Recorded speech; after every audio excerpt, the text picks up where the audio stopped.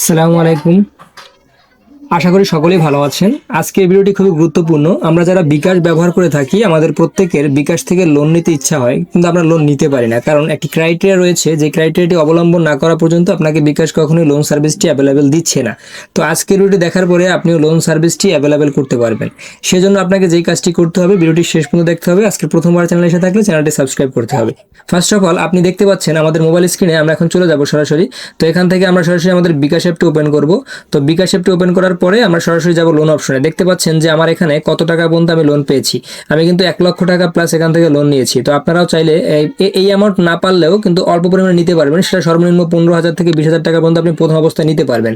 কারণ বিকাশ সবসময় পর্যালোচনা করে দেখে যার অ্যাকাউন্ট থেকে লেনদেনের সংখ্যা বেশি হয়, সেখানেই লোনের পরিমাণটা তারা দিয়ে থাকে। কিন্তু আপনার বিকাশ থেকে যদি লেনদেন সঠিকভাবে না হয়ে থাকে, আপনি কিন্তু সেখান থেকে লোন নিতে পারবেন না। আপনাকে লোন নিতে হলে যেই কাজটি করতে হবে, আপনার বিকাশে সবসময় ব্যালেন্স রাখতে হবে, এবং ব্যালেন্স কখনোই আপনার সেন্ড মানি না করে পেমেন্ট করে উইথড্র করতে হবে। আপনি যত বেশি পেমেন্ট করে উইথড্র করবেন, তত দ্রুতই আপনার লোন সার্ভিসটি অ্যাভেলেবেল চালু হবে।